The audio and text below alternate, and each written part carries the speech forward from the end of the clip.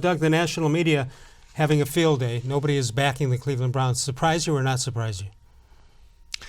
You've been in Cleveland longer than me. Has the national media ever backed anything in Cleveland before? Not 100% or 0%. I think there's usually somebody hanging in. Let's take a look at Rex Ryan, former Jets coach.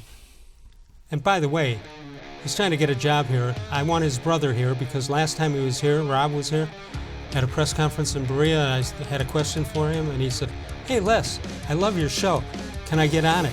So I want that guy to be the coach here. Wow. It happens. All right, here's what the national media is saying. Rex Ryan says, "You're getting what you deserve. You hired a guy who was on the same coaching staff. You fired 2 coaches who were with him. This is what you deserve, Cleveland." Rex Ryan. I mean, again, we are not NFL coaches. Rex Ryan is an NFL coach, so I guess we get, but he's also an expert in getting fired. So if he's going to comment on being fired, he knows what that's like. Dan-Orlovsky, ESPN, former quarterback.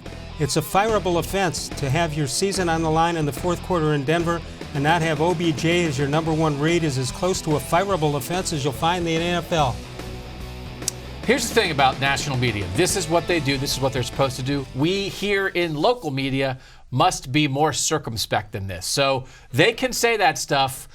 That's not what we should be saying. Well, how about Shannon-Sharpe? He's played the game. Sometimes you got to be smart. Kick the field. He's talking about earlier in the game. Kick the field goal. Take the points in the third quarter, Freddie. Then you only need a field goal to win the game. I believe Freddie will get fired and do believe that John Dorsey and Jimmy and dee-haslam will oblige him of that. Yeah, I believe Freddie is trying to get fired. I mean, you know, I believe that, you know, whatever. Raccoons live on the moon. Doesn't mean it's true. So I didn't know that. I don't know. I get it. I get it. This is how all of this works. The thing, and I've learned this lesson as I've started to do this a little bit more, and you know I did mostly all Buckeyes for the first 12 or 13 years that I was here. People like to take shots. People like to use clown emojis in tweets. People like to, I almost feel like taunt fans and bring out their worst nature and stoke the fires of angry fans. And it's a disservice. It's not what we should be doing. We are here for the fans, but we have to help guide you through this sometimes. And it's not all, the answer isn't always scream and yell and fire and that it's the worst thing ever. And you think everything else sometimes sounds like an excuse. And I know it can sound like an excuse, but I want to lower the temperature a little bit on this. They're 2-6. I don't think 10-6, believe it or not, is impossible. I certainly don't think 9-7 is impossible. The schedule's going to get in their favor. They were 2 plays away in Denver. They weren't blown off the field. They've had other issues that they are getting better at. Odell Beckham didn't have training camp. He was out with the hip the whole time. He's still making mistakes that he would have made in training camp if he had played. He's going to get better. He's going to get more comfortable with Baker. Kareem Hunt is coming back. That's going to help this offense. Freddie is getting better. He hasn't been great, obviously, but he's getting better.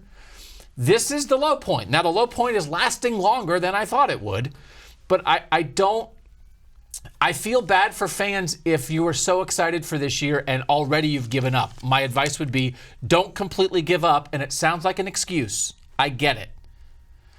Don't completely give up. Okay, we all know what a great football town Cleveland is.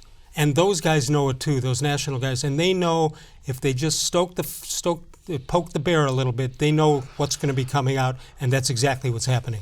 Yeah, and it does. Like, we don't matter, right? No offense to us, Les. We're just a bunch of media blowhards. Nobody cares what we think. But there can be a toxic environment that does develop sometimes, and it can permeate the building a little bit, I think.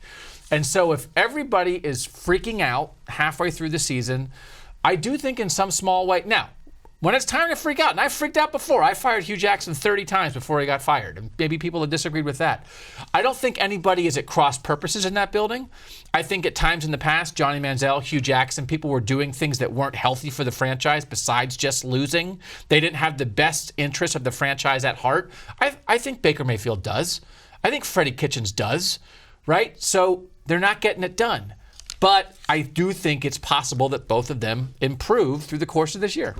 Okay, I'm going to make a dumb statement here. You decide which part of it is dumb. you can't help but like Freddie Kitchens. We okay with that start? Yes. Okay. And we were rooting for him. But then he took, there's a certain part of the season here in Cleveland, could be game 4, could be game 7, could be game 9, where the media starts to get blamed. Like, well, you keep asking about it, so, last year I told you about the single wing or whatever, and you didn't believe me, and it's your fault. And then you have the Tony Grossi thing going on with Baker-Mayfield, which, by the way, I believe that Baker has this problem with Tony and just waited for Tony. He was fine for the first 8 minutes of the interview, and then Tony asked him one question and he went off on it. I think it was totally contrived on Baker's part. You don't. Totally disagree. Okay, we'll get to that. And third, you root for Freddie Kitchens and then you just shake your head. And that's like, you love your brother, but sometimes he does bad things, right? Yeah, for sure. Okay. Right. Well, that's how I think people are taking to Freddie Kitchens. No, the people who want Freddie Kitchens fired don't dislike Freddie Kitchens.